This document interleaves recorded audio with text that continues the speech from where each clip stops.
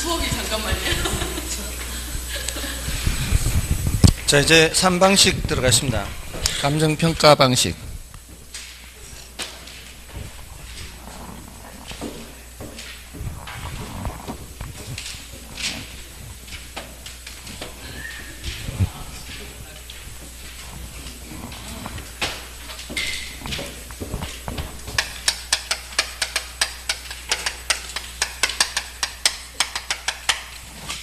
저희 감정평가 방식은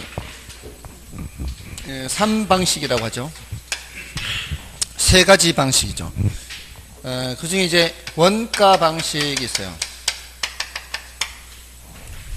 단어 어렵나요, 이거? 안 어렵죠. 비교 방식, 이 단어는 이것도 괜찮나요? 수익 방식은요? 이것도 아직 괜찮나요? 제가 지금 여러분들 눈치 보고 수업하는 거예요. 영어가 이제 워낙 낯설어서. 자, 원가라는 거는 이제 그 의미는 아시죠? 어떤 물건을 만드는 데 들어가는 원가, 뭐 이런 개념이에요. 근데 여러분들이 생각하는 그 원가와 여기 학문에서 얘기하는 원가가 일치하는지 그렇지 않은지는 이따가 확인을 해야 돼요. 그러니까 이런 용어들이 나올 때 그게 일단 우리가 일상적으로 들어보는 그런 단어면 덜 낯설죠.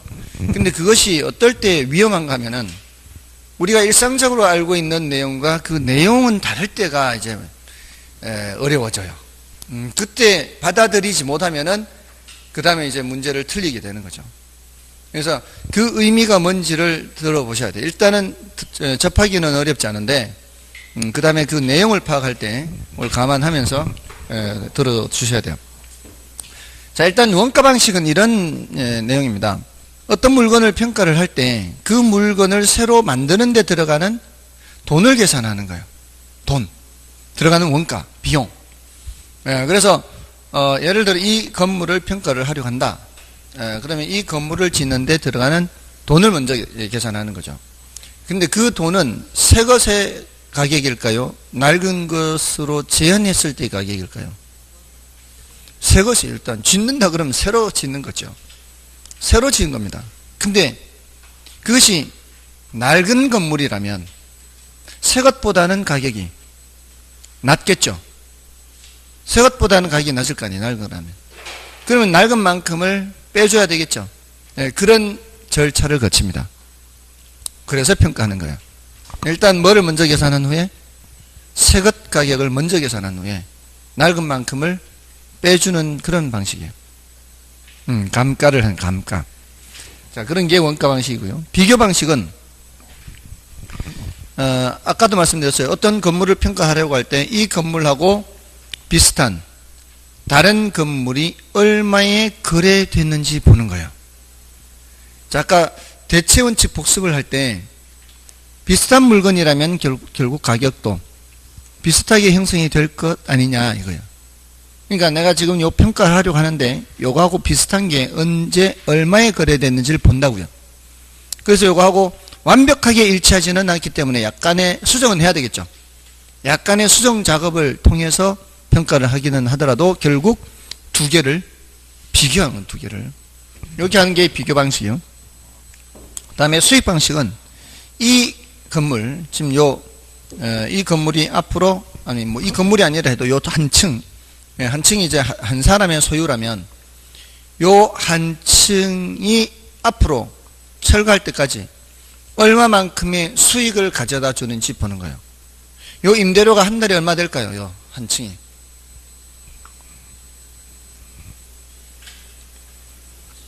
한 층이. 전부 다, 이 한 층 전부 다.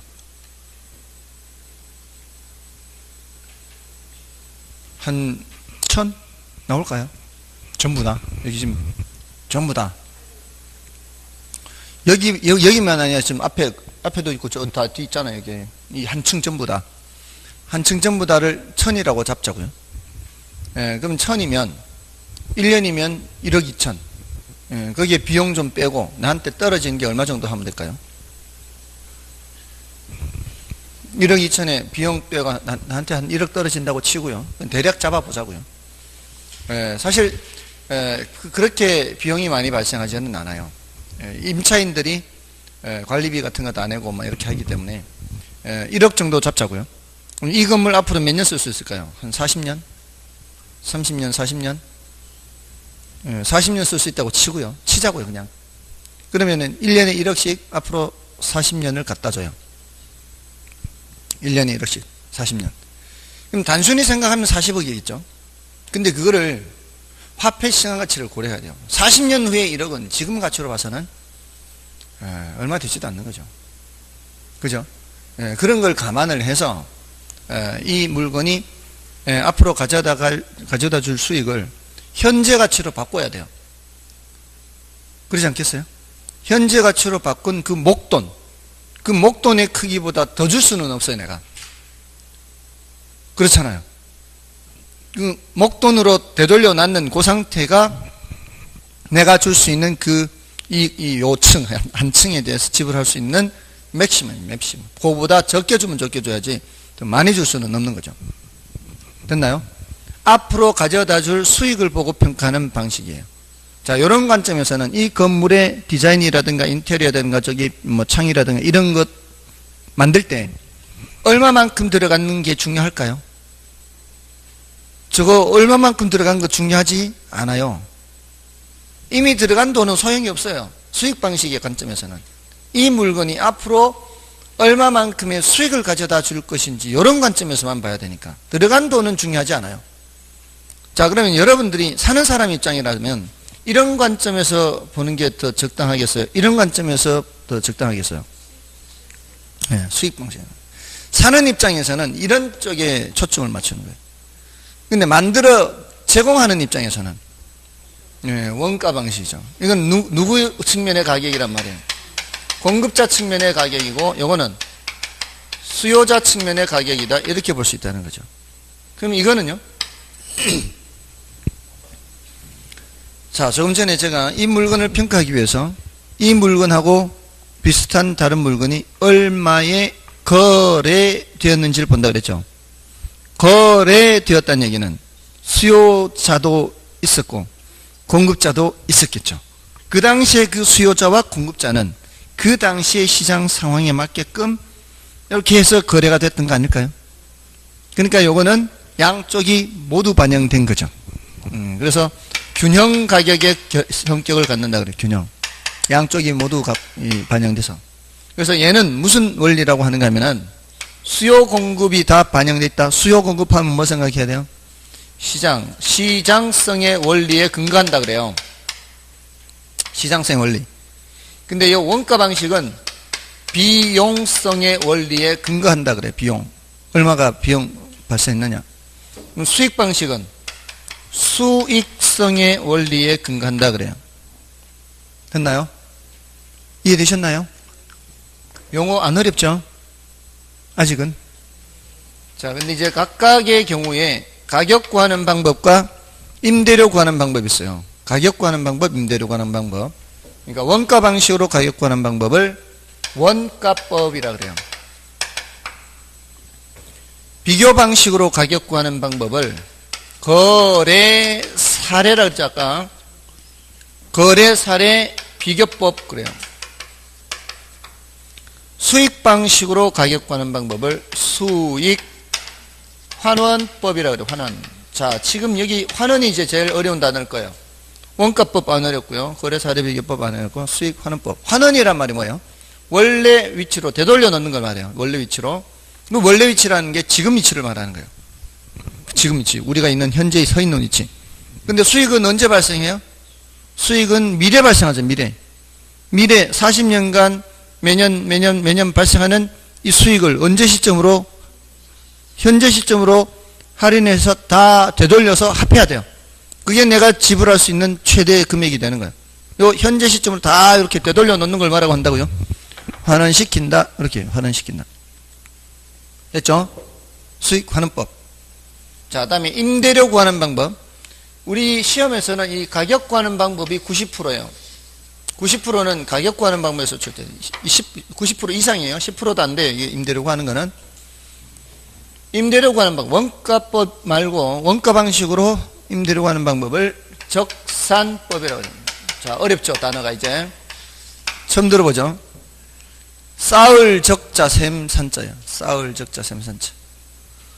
더 해나간다 이 뜻이에요. 더 해나간다. 계산을 할 때, 우리 원가 같은 거 계산할 때, 이거 건물 지을 때 뭐 재료비 얼마, 뭐 인건비 얼마, 뭐 이런 식으로 해서 더 해나가잖아요. 더 해나가는 방식으로 계산을 하겠다는 얘기예요. 임대료 계산할 때. 아시겠어요? 예, 그 자세한 건 나중에 해도 되고요.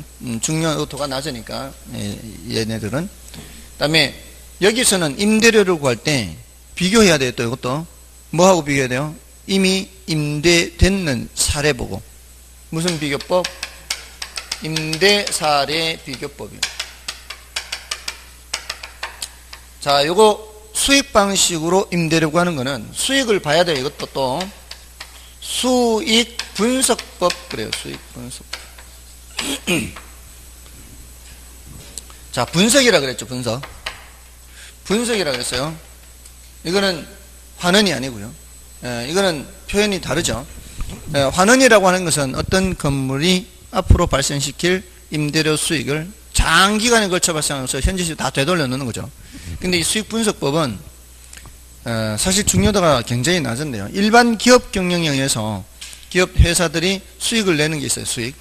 그 수익을 내는 거를 근거로 해서 임대료를 계산하는 건데, 이거는 앞으로 계속 발생시키는 그런 수익을 다 환원시키는 게 아니라 앞으로 1년치 예상되는 수익을 그냥 분석해서 임대료만 계산하는 거예요. 임대료.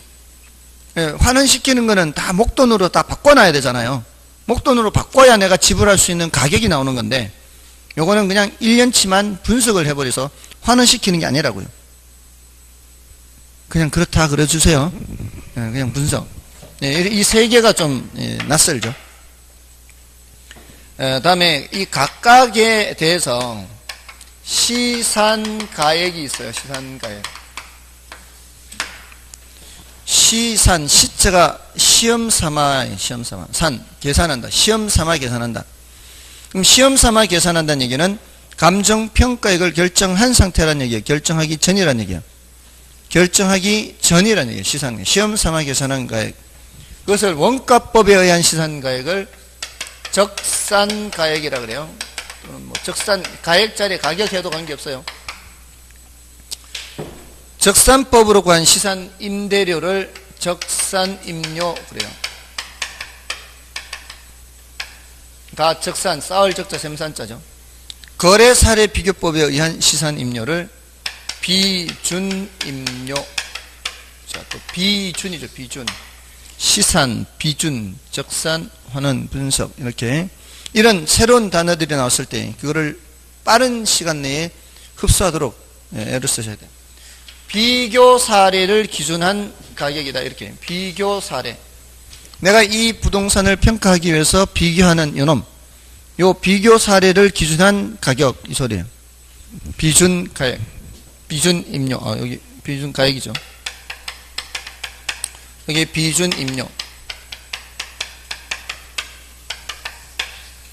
여기는 수익 가액,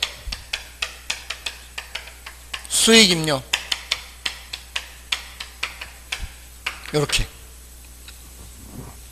자, 그러니까 지금 단어가 적산, 환원, 분석, 시산, 비준 요런 단어만 좀 더 주의를 하시면 단어 자체가 낯선 거는 없어요. 그죠? 비준이 뭐라고요? 비교 사례를 기준한, 시산은 시험 삼아 계산한, 적산은 쌓을적 셈산, 더해 나가서 계산하는 거, 환원은 원위치로 되돌려 놓는 거, 다 되돌려 놓는 거, 분석은 앞으로 1년치만 분석하는 거. 됐나요? 지금 이 용어를 다 외우셔야 돼요. 앞으로 이런 용어들이 계속 나올 거니까 이걸 외우셔야 됩니다. 우리 시험이 어떻게 나오는가 하면 이렇게 나와요. 괄호 속에 적당한 용어는 이런 식으로 표를 줘놓고 물어요. 이렇게 괄호 속에 적당한 용어는. 원가 방식은 무슨 원리? 비용성의 원리예요. 다음에 비교 방식은 시장성 원리, 수익 방식은 수익성 원리. 그리고 각각의 방법들을 이렇게 알 수 있는지를 묻는 거예요. 이렇게도 출제가 됐어요. 적산법, 이 지문으로 나온 거 이거는 표로 해서 이 채워넣기가 아니고요. 적산법, 임대사례비교법, 수익환원법은 임대료를 구하는 방법이다. 이렇게 틀린 지문 난단 말이에요. 지금은 보고 하니까 금방 알죠. 그럼 보고 하는데도 모르면 그럼 사람이 아니에요. 근데 가려놓고 한단 말이에요. 가려놓고 문장으로 이렇게 막 하잖아요. 이렇게 문장으로 하면 순간적으로 이게 수익 분석법인지 환원법인지 헷갈린단 말이죠. 그러니까 그 단어를, 그 용어가 새로운 낯선 단어가 나왔을 때 그 의미를 정확하게 연상을 하거나 이렇게 체화시켜 놓지 않으면은, 그러면은 순간적으로 틀려요. 환원시키는 건 뭐라 그랬어요? 매년 발생하는 수익을 현재 시점으로 다 되돌려 놓는 거. 이걸 환원시킨다 한다 그랬어요. 그럼 뭘 구할 때요? 가격 구할 때요, 가격. 다 할인해서 이렇게 환원시켜 원위치로 하는 거는 가격 구하는 거예요. 그 목돈의 크기를 구해야 되니까. 그게 가격이란 말이에요. 부동산의 가격. 근데 수익 분석은 앞으로 예상돼 1년치만 분석한다 그랬죠. 그럼 뭘 구할 때? 임대료 구할 때. 아시겠어요? 그 의미를 알면은 이거는 사실 안 어려워요. 이 의미를 알면은. 이건 당연히 가격 구하는 거고 당연히 임대료 구하는 거다. 이렇게 구별이 돼야 돼요. 그죠? 그러니까 그 낯선 단어 나왔을 때 그 자꾸 그렇게 말씀을 드리는 거예요. 매년 발생하는 거를 현재 시점으로 다 되돌려서 이렇게 해놓는 거를 환원시킨다라고 한다고요. 영어로는 capitalize라고 해요. capitalize. 자, 아무튼 이게 이제 수익 환원법. 자, 이게 이 비교 사례를 기준한 적산, 쌓을, 적자, 셈산 더해 나가서 계산하는 거예요. 이거는 이제 원가법, 여기 좀 다르죠. 자, 용어를 외워야 돼요. 다 외워야 되는데, 수익 방식은 수익자가 다 붙어 있어요. 수익 방식이 6군데 수익자가 다 붙어 있어요. 수익 방식, 수익성의 원리, 수익 환원법, 수익 분석법. 이것만 주의를 하면 되는 거죠. 그 다음에 여기는 수익 가액, 수익 임료 다 일치한다면 이것만 조심하시면 됩니다. 환원이냐, 분석이냐. 그 다음에 여기서는 B자가 다 붙어 있어요. 비교 방식이기 때문에. 시장성의 원리만 요거 따로 기억하는 거예요. 비교 일단 비교 방식, 거래사례 비교법, 임대사례 비교법, 비교 사례를 기준한 비준 가액, 비준 임료. 됐나요? 비교 방식은 B자로, 이 B자를 위주로 기억하시면 돼요. B자. 뭐만 시장성의 원리, 요거 원리만 시장성의 원리고, 얘네들이 다 반영되어 있으니까.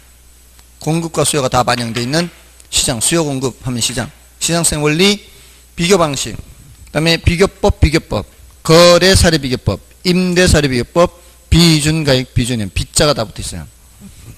이것만 1, 2, 3죠. 비용성이고 원가 방식인데, 원가 방식, 원가법까지는 원가인데, 여기서부터는 적산이죠. 원가 방식은 원가 방식, 원가법까지만 그렇게 하고 나머지는 전부 다 뭐라고요? 적산. 더해 나간다며, 더해 나간다. 됐습니까? 됐나요? 자, 외우셔야 돼요. 사실 이 부분이 되면은, 제가 여러분 눈치를 많이 봐요. 이게 내용이 어렵다 보니까, 이거 제 탓이 아니에요, 이거. 제 탓이 아니니까, 이건 원래 이래요, 여기가. 원래 이러니까, 이건 하는 수밖에 없어요. 사실 저도 예전에 공부할 때 어려웠어요. 저도 어려웠어요. 쉬운 사람이 있겠습니까, 이게? 만약에 이게 쉽다 그러면은 그 사람이 이상한 거예요. 그런 사람은 그냥 열애시켜놓고 혼자 공부하라 그러면 저기 그냥 떨어놓고. 아무튼, 자, 그런 내용이요. 그래서 457쪽, 458쪽, 459쪽, 그 이제, 읽어보시면 되겠고요. 나중에 다시 한 번씩 더 확인 들어갈 겁니다. 그 예제를 보시면 459쪽에 그 예제가 뭐라고 돼 있어요. 지금 괄호 치어넣기죠. 괄호 치어넣기. 그죠? 그런 식으로 나온단 말이에요. 자, 이제 넘어가셔서 자, 요놈들이 이제 시상가액인데, 예를 들어 이게 8억이고요. 이게 9억이고요. 이 10억이에요. 8억, 9억, 10억. 하나의 물건이라 해도요, 각각의 방식으로 계산한 금액이 다를 수가 있어요. 아직 결정한 상태가 아니라 시험 삼아 계산한 건데 각각의 방식으로 이렇게 금액이 달라요. 그럴 수가 있습니다. 근데 이게 의미가 뭔가 하면은 새것 가격을 기준으로 해볼게요. 새것. 이거 만드는데 얼마 든다는 얘기예요. 만드는데 8억 든다는 얘기거든요. 근데 이걸 시장에 갖다 팔면은 9억 받을 수 있다는 얘기고요. 시장에서는 9억이 형성되어 있다는 얘기고요. 이거는 뭔 뜻이에요? 앞으로 벌어다 줄 수익을 봤을 때는 10억의 가치가 나갈까라고 예상이 되는 거예요. 예상. 자, 여러분이 만약에 이런 상황이라면 여러분은 어떻게 하시겠어요? 사요? 그것보다는 업자한테 지어달라 그러는 거죠. 건축업자한테. 건축업자한테 지어달라는 게 더 수익이 크겠죠. 이거 좀 지어주세요. 그래서 세를 넣는 거죠. 짓는데 이제 들어간 돈은 8억인데 앞으로 벌 수익이 10억이니까. 그럼 여러분만 그런 게 아니라 저도 그러고 다른 사람들도 다 건축업자한테 이거 좀 지어주세요. 지어주세요 할 거 아니에요. 돈 들어간 건 얼마 안 되는데 남기는 게 많다면. 그렇다면 이 건축업자들은 어떻게 해요? 바빠지겠죠. 자재 더 많이 구해와야 되겠죠. 자재 가격 올라가고 인건비 올라가고 이거는 올라갑니다. 자, 그런 물건이 많이 나와요. 그러면 세 넣으면 세 수익이 줄어들죠. 이게 올라가면 이건 내려가게 돼 있어요. 예, 많아지게 되면은 그럼 내려가게 돼 있어요. 그러면 결국은 어떻게 돼요? 얘네들이 막 조정을 하면서 나중에는 같아지겠죠. 이게 가격과 가치가 오차가 나더라도 나중 되면은 같아지는 것처럼 같아지게 돼 있어요. 이게 삼면 등가성이라 그래요. 삼면. 이 세 가지 측면이요.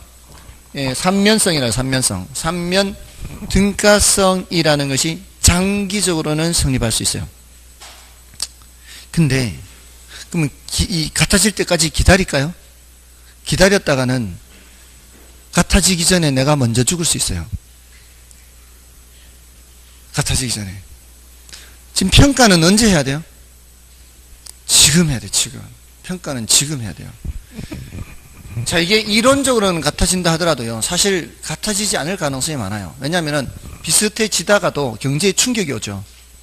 충격이 오면 또 어긋나요. 비슷해지다가도 또 충격이 오면 또 어긋나요. 그러니까 같아지는 걸 관찰하기 위해서는 굉장한 시간을 기다려야 될 수 있어요. 그래서 현실적으로는 불일치하기 때문에, 그리고 이 평가는 지금 해야 되기 때문에 이거를 조정을 해야 돼요. 조정. 뭐를 조정한다고요? 시산가액을 조정한다고요. 우리는 나타낼 때는 몇 개로 나타내야 돼요? 나타낼 때는 3개 다 나타내요. 자, 감정평가액이 이만큼입니다. 이렇게. 보고서를 작성할 때는 몇 개로 나타내야 돼요? 하나로 나타내야 돼. 그러면 3개를 더해서 8억 더하기 9억 더하기 10억 해서 3으로 나누면 9억 이렇게 되겠죠. 자, 3개를 더해서 3으로 나누는 거, 이걸 산술평균이라고 해요. 만약에 2개라면 2개를 더해서 2로 나누는 거, 이런 거를 산술평균이라고 그래요. 산술평균. 산술평균, 가중평균 말씀드린 적 있죠? 우리 합격자 발표할 때도 어떻게 해요? 산술평균은 산술평균. 이렇게 산술평균 하면은 안 되고요. 산술평균 하면 안 되고, 가중치를 달리해야 돼요. 가중치를 달리하여 일종의 가중평균을 하는 거예요. 가중평균. 자, 이게 이제 예를 들어서 아파트같이 거래가 많은 것들은 비교 방식의 가중치를 많이 두고요. 이 수익성 부동산 이런 경우에는 수익 방식의 가중치를 많이 두고요. 그렇게 해서 가중치를 달리해서 일종의 가중평균을 하는 거예요. 자, 그게 이제 461쪽에 예제 있어요. 다음 자료를 활용하여 시상가액 조정을 통해 구한 감정평가액은 하고 있죠. 자, 거기에 거래 사례를 통해 구한 시산가액 이렇게 돼 있죠. 거래 사례를 통해 구한 시산가액 이 의미가 뭐예요? 거래 사례를 통해 했으니까 비교 방식으로 구한 시상가액이 얼마란 얘기예요? 1.2억인가요? 1.2억. 그 다음에 조성 비용을 통해 구한 시상가액은 원가 방식은 1.1억이에요. 그 다음에 임대료 수입을 통해 구한 시상가액, 수익 방식, 임대료 수입을 통해서, 임대료를 통해 수익 방식. 1억이에요. 자, 이렇게 놓고 밑에 가중치를 달리하는 거죠. 그래서 원가 방식의 20%죠. 원가 방식, 여기, 원가 방식, 여기 20%. 그럼 곱하기 0.2. 이게 가중평균 하는 과정이에요, 지금. 그 다음에 비교 방식의 50%. 비교 방식 어디 있어요? 여기. 0.5. 그 다음에 수익 방식. 여기 0.3. 이렇게 곱해서 여기는 0.6억. 밑에는 0.22억. 여기는 0.3억. 이렇게 해서 다 더하면 이게 뭐라고요? 가중평균이라고요. 1.12억 나오죠. 이게 뭐 한 거라고요, 지금? 예, 가중평균. 우리 시험에 가중평균이 굉장히 많이 나옵니다. 가중평균이 굉장히 많이 나와요. 이 가중평균만 알아도 풀 수 있는 게 상당히 많습니다. 자, 이렇게 하는 게 시산가액 조정이에요. 그래서 그 460쪽에 시산가액 조정해서 조정 방법까지 있죠. 맨 밑에. 그거는 이제 보시고 오른쪽에 그 461쪽에 있는 내용들은 A, B, C 요거는 참고로 보시면 되겠습니다. 자, 됐나요? 자, 여기까지. 자, 이제 일단 3방식 용어를 이제 익혔고요. 익힌 건 아니죠. 이제 배웠고요. 학을 했고요. 익히는 건 이제 습을 해야 되죠. 집에 가서 습해야 돼요. 학습이야, 학습. 학은 배우고 습은 익히는 거죠. 익히려면은 반복해야 되죠. 별로 하고 싶지 않은가 봐요. 옛사람들도 다 그렇게 한 거잖아요. 학이 시습지면 불역요라. 배우고 익히니 그 또한 즐겁지 않아요. 학, 배우고 습, 익히고. 익히는 거는 한 번 해서 안 되는 거예요. 자꾸 반복해야 되는 거죠. 그게 옛사람들도 다 그걸 깨달은 거죠. 한 번 해서 아는 사람이 누가 있겠냐 이거예요. 그러니까 독서백편 의자인이란 말이 왜 나왔겠냐고요. 글을 100번 읽으면 뜻이 저절로 떠오른다. 의자현. 이게 그런 말을 왜 했겠습니까? 그 사람들도, 그 옛사람들도 다 똑같았다는 거죠. 그러니까 똑같은 거죠. 익혀야 돼. 반복하시라고요. 아시죠? 자, 이제 원가 방식, 원가법. 원가법의 적산가액을 계산하는 거예요. 적산가액. 적산가액은 재조달 원가 빼기 감가 수정액 이렇게 해요. 자, 이것도 새로운 단어 나왔죠. 또 한번 여러분들이 한번 체크를 해보세요. 냉정하게 체크를 해보세요. 이런 단어들이 새로운 단어들이 나왔을 때 그나마 좀 익숙한 단어인지 새로이 나온 단어인지 그 단어를 봤을 때 의미가 뭐지 좀 불확실한 것들은 따로 표시를 해서 그 단어의 의미가 뭔지를 파악할 필요가 있다는 거예요. 그래서 아까 제가 생각하기에는 여러분들이 아마 적산환원 분석이라는 단어는 알지만 이거하고 비교하기 위해서 했던 거고요. 여기 비준 이런 거를 처음 듣고 이게 이 뜻이 뭘까 또 시산 이래서 저희가 체크를 한 거거든요. 제가 제대로 체크했나요? 이런 단어. 그러니까 이런 단어가 나와서 이것도 마찬가지죠. 재조달 원가가 이게 뭐냐 이런 거죠. 또 감가 수정액.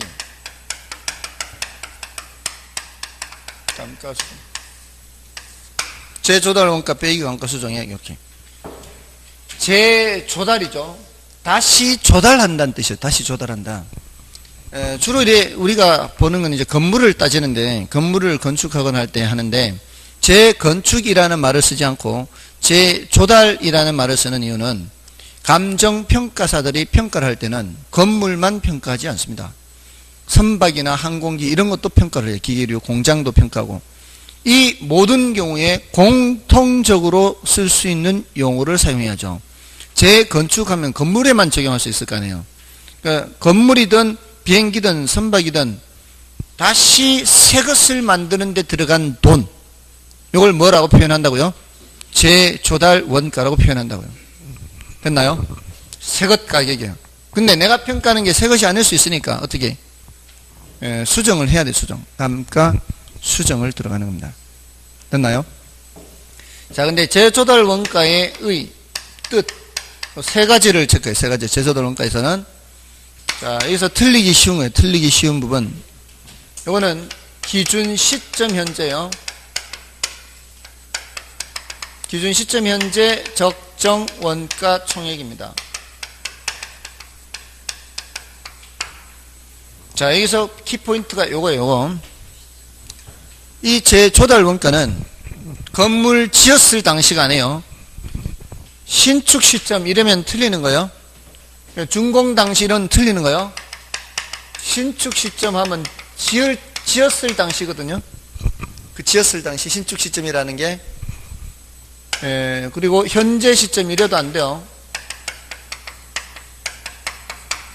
기준 시점이에요. 기준 시점.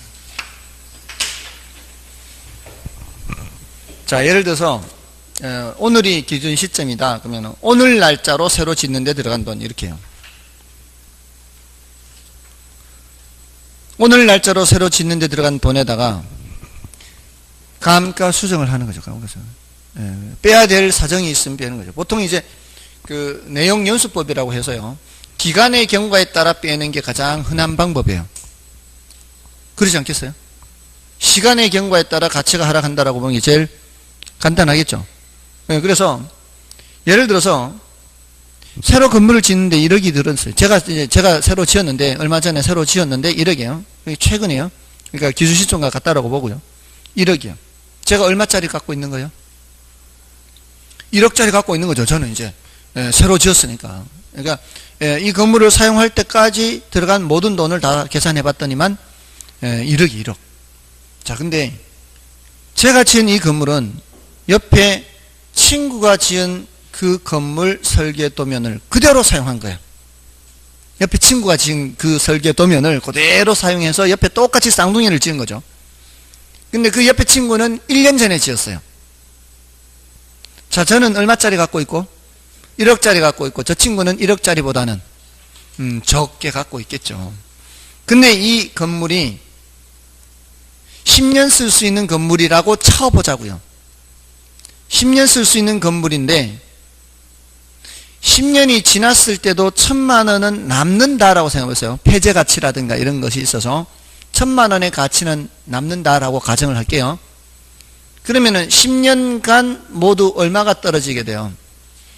10년간 9천만 원 떨어지겠죠. 10년이 지나도 1,000만 원은 남게 된다면 그러면 10년간 9천만 원 떨어지는데 매년 똑같은 금액으로 떨어진다고 가정을 해보자고요. 일단은 가장 간단한. 그러면 10년간 얼마가 떨어져요? 9천만 원이니까 1년에는 그렇죠. 1년에는 이제 900만 원씩 900만 원씩 떨어지게 된다라고 가정을 하자고요. 됐나요? 자, 저는 얼마짜리 갖고 있어요? 새로 지었으니까 1억짜리 갖고 있겠죠. 옆에 친구는 얼마짜리 갖고 있는 걸까요? 9,100만 원짜리 갖고 있는 거예요. 왜? 1년 지난 만큼은 떨어뜨려야 되니까. 맞나요? 자, 근데 그 친구는 옆에 다른 친구의 건물 설계 도면을 그대로 사용한 거예요. 그럼 그 옆에 친구는 또 그 1년 전에 지었어요. 그럼 그 옆에 친구는 몇 년 지난 거 갖고 있는 거예요? 2년 지난 거 갖고 있죠. 그 친구는 얼마짜리 갖고 있는 거예요? 8,200짜리 갖고 있는 거예요. 새 것이 아니니까. 자, 근데요, 여기서 중요한 게 있어요. 그 2년 전에 지은 그 친구가 지을 때 1억 들었을까요? 더 들었을 수도 있고 덜 들었을 수도 있는데 덜 들은 게 보통일 거예요. 1억보다는. 그죠? 자, 그럼 지금 저 건물을 평가할 때 저 건물 지을 당시 얼마가 들었는지를 봤어요, 안 봤어요? 지금 전혀 얘기 안 하고 있습니다, 지금. 저 건물 1년 전에 그 친구가 지었을 때도 얼마 드는지 지금 안 따졌죠? 맞나요? 신축 시점, 그 당시 거는 중요한 게 아니라고요. 그 당시에 얼마 드는 게 중요한 게 아니라 기준 시점 현재 새 것은 얼마인데 요놈들은 새 것은 아니니까 떨어뜨릴 때 어디서 떨어뜨리는 거예요? 기준 시점의 새 것 가격에서 떨어뜨리는 거예요. 옛날에 얼마에 지은지는 중요하지 않단 말이에요. 아시겠죠? 느낌이 오세요? 오세요? 어려워요?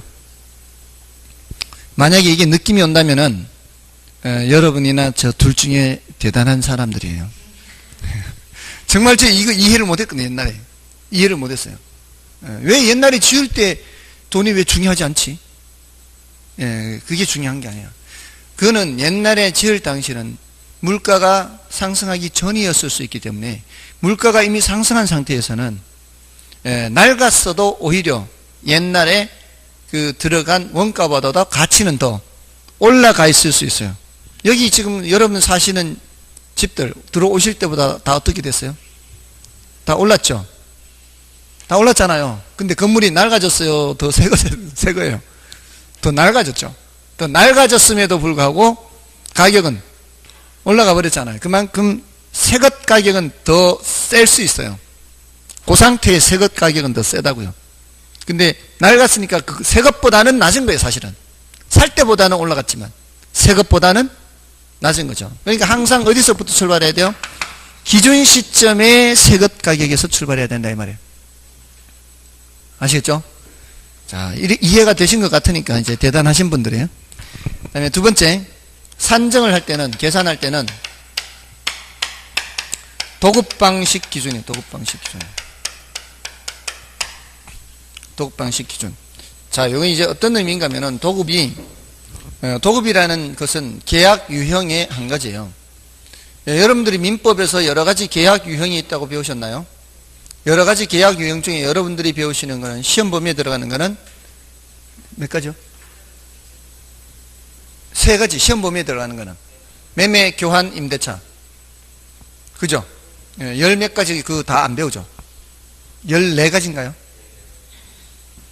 그 유형 중에 세 가지만 배우잖아요. 그 14가지 안에 도급이 들어가 있어요. 도급은 일의 완성을 조건으로 해서 계약하는 걸 말해요. 예를 들어 건물 지어주세요 이렇게. 건물 지어주면은 이제 완성이 되는 거예요. 자, 건축업자한테 전원주택 좀 지어주세요. 지어주면은 거기에 이제 일이 완성되면은 거기에 도급계약이 완성이 되는 거예요. 자, 그럴 때, 자, 건축업자가 자기가 사용하기 위해서 건물 지었어요. 이걸 자가건설이에요, 자가건설. 자가건설의 공사비를 그래도 기록은 했어요, 이 사람이. 공사비 내역에 10억이 있어요. 자기가 사용하기 위해 지은 건물이에요. 근데 감정평가사가 이 건물을 평가하려고 자료를 수집하던 중 이 사람이 작성한 이 공사비 내역 자료를 봤어요. 자, 그러니까 요 공사비 내역을 보고서 여기에다가 감가 수정할 일이 있어서 바로 감가 수정을 했어요. 이러면 될까요? 왜 안 될까요? 이 공사비 내역 10억 안에는 이 사람이 이윤이 안 들어가 있거든요. 만약에 이 사람이 다른 사람이 지어주세요 했을 때 10억 받고 해줬을까요? 그죠? 훨씬 더 많이 받았겠죠. 이거는 자기가 쓰기 위해서 들어간 그 공사비 내역이니까 10억 밖에 없지, 다른 사람이 이런 건물 지어주세요 하면은 10억보다는 더 요구했을 거 아니에요. 그러니까 자가건설의 공사비 내역 자료를 이용할 때는 여기에다 뭐를 얹어서 수정을 해야 돼요? 이윤을 얹어서. 이거는 도급에서의 그 공사비가 아니잖아요. 도급계약에서 그 공사비가 나왔다면은 이것보다 더 줬을 거라고요. 맞나요? 그래서 도급방식 기준의 의미는 이윤을 고려하라는 얘기예요. 이윤. 설령 뭐일지라도 자가건설일지라도 뭐를 고려해라? 이윤을 고려해라, 이런 의미예요. 그래서 재조달 원가를 계산할 때 표준적 건설비 하고요, 통상의 부대비용 합니다. 부대비용. 자, 항목들은 알 필요 없고요. 이 표준적 건설비가 뭔가 하면은 이렇게 이해할 때는 이렇게 써두어도 돼요. 이해할 때는 건축업자한테 주는 돈이다, 이렇게 해도 돼요. 건축업자한테 주는 돈. 그럼 건축업자한테 주는 돈이 표준적 건설비면 우리가 건물을 사용할 때까지 발생하는 모든 비용이 건축업자한테 주는 것만으로는 안 된다는 뜻이에요. 다른 게 추가로 들어요. 여러분들 건축업자한테 건축해달라고 할 때 설계 도면 줘야 되잖아요. 설계비는 별도예요. 건축업자는 건축하는 거지 설계까지 해주지는 않는단 말이죠. 일이 구분되어 있단 말이에요. 그럼 설계비, 공사할 때 감리해야 되죠. 감리비, 또 이거 넘겨주면은 열쇠 다 지었습니다, 도급 계약 완료됐습니다, 넘겨주면은 내가 그걸 그대로 정상적으로 사용할 수 있는 게 아니에요. 취득세, 등록세, 이 보존 등기하고 해야 되죠. 이런 부대 비용이 발생한다고요. 그런 부대 비용의 항목들은 외울 필요 없어요. 여러분들은 외울 필요 없어요. 그러니까 그런 게 추가로 해서 다 포함해서 재조달 원가예요. 그러니까 여기는 표준적 건설비 안에는 건축업자가 내가 돈을 주잖아요. 건축업자한테 내가 돈을 주면은 건축업자는 그 돈으로 내 집 짓는 데 들어가는 직접 공사비를 충당합니다. 직접 공사비라 그래요. 그리고 그 건축업자가 자기 사무실 운영해야 될 거 아니에요. 사무실 운영비 어디서 나와야 돼요? 내가 준 돈에서 나오겠죠. 맞잖아요. 예, 그런 간접 공사비도 들어가요. 그 다음에 뭘 고려해야 된다고요? 그 안에는 이윤도 있어요. 이윤도. 이렇게 이루어져 있어요. 이윤을 반드시 고려하다는 얘기예요. 자, 그러니까 자, 이거 지웠을 때 다시 이쪽으로 와서요, 여러분들이 재조달 원가 이런 말이 나왔을 때 원가라는 단어를 보고 오해를 하면 이제 안 되는 거예요. 보통 사람들이 원가가 얼마다 그러면은 재료비만 생각해요. 맞죠? 야, 이거 원가 얼마 되지도 않는데 너무 비싸다, 이런 말을 해요. 식당 가가지고. 근데 그런 말은 적당한 것은 아니야. 사실은 여기서 말하는 원가는 그 재료비만 말하는 게 아니죠. 우리 집 짓는 데 들어간 직접 재료비만 있는 게 아니라 이런 간접 공사비라든가 그 이윤도 포함되어 있어야 되고 통상의 부대비용까지 다 포함된 원가예요.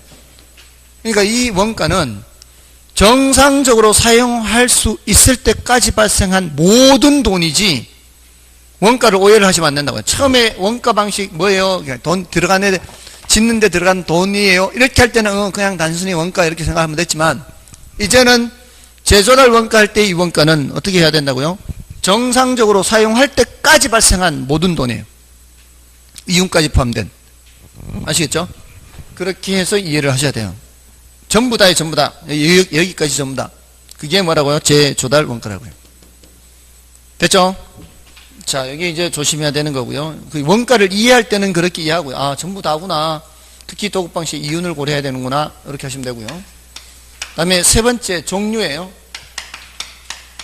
종류에는 복제 원가와 대체 원가가 있어요. 복제가 뭐예요? 복제는 쌍둥이 만드는 거죠. 똑같이 만드는 거예요. 요거는 물리적으로 동일한 걸 만드는 거예요. 요거는 기능적으로 똑같은 거 만드는 거예요.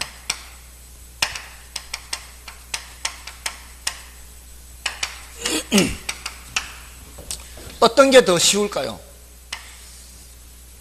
물리적으로 똑같이 만드는 게 더 쉽죠? 똑같이 설계도면으로 똑같이 하는 게 더 쉽지 않나요? 그렇잖아요. 기능적으로 똑같다는 게 도대체 어떻게 하는 게 기능적으로 똑같은지를 판단하기 어렵다고요. 얘는 추상적이라고요. 얘는 구체적이고요. 그런데 문제가 있어요. 저희 아버지가 시골에 지은 32년 전에 지었어요. 32년 전에 지은 기와집이에요. 이 32년 전에 지은 기와집은 이렇게 그 당시에 목수가 집에 와가지고 마당에다가 틀 해놓고 대표로 밀어가면서 지은 집이에요. 기와도 올리고요. 나무도 깎고요. 끌로 이렇게 하고 막 대표로 밀고. 이 집에, 시골집의 경제적 가치를 판정하려고 해요. 이 시골집이 한 20몇 평밖에 안 되는 그런 기와집이에요. 경제적 가치 해봐야 얼마 되겠어요? 얼마 되지 않겠죠? 근데 그 경제적 가치를 판정할 때, 원가 방식으로 판정할 때는 항상 이걸 먼저 계산하거든요. 근데 이 제조달 원가에 이런 제조달 원가도 있고 이런 제조달 원가도 있단 말이에요. 근데 복제 원가를 계산하자고 하자면 이런 자재를 구해야 되죠. 쉽지 않겠죠. 더군다나 더 어려운 건 누구를 구해야 돼요? 목수를 구해야 돼요. 요즘은 목수 몸값이 너무너무 비싸요. 자, 경제적 가치 얼마 안 되는 이 건물의 복제 원가를 계산하면 터무니없이 많이 나올 수가 있어요. 계산하기 곤란합니다. 오래된 건물은 이 말이에요. 오래된 건물은 자재를 구하기도 쉽지 않고요. 그 공법을 아는 사람을 구하기도 쉽지 않아요. 이럴 때는 차라리 이 우리 집에 그 평면도 있죠. 평면도. 한옥이니까 방이 이렇게 있고 뭐 초가상가 뭐 그런 거 있잖아요. 그러니까 여러분들 그 99칸 이렇게 뭐 대궐 하잖아요. 한옥에서의 한 칸, 두 칸, 이 칸을 세는 기준이 뭔지 아십니까? 방의 수가 아니에요. 건물이 올라갈 때 이렇게, 건물이 이렇게, 여기는 이렇게,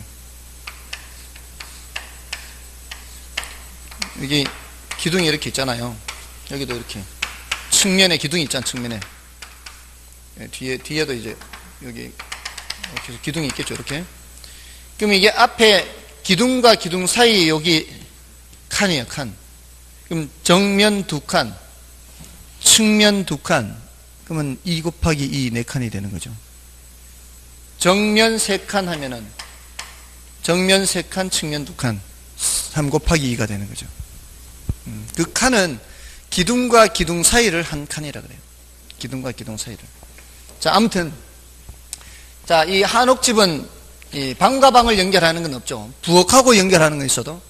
자, 아무튼 이런 구조에다가 뭐 옆에 딸린 뭐 욕실 욕실 같은 거 이렇게 있고 뭐 이런 구조가 있을 거 아니에요. 그 평면을 그렇게 해가지고 여기다 슬랍으로 현대식으로 슬랍으로 짓는 거죠. 이렇게 기와집이 아니고 콘크리트 슬랍을 치든 뭐 벽돌로 쌓아 올리든 이렇게 해서 사용하는 거는 비슷하게 사용할 수 있게끔 그렇게 만드는 데 들어간 돈 계산하는 게 더 현실적이지 않겠어요?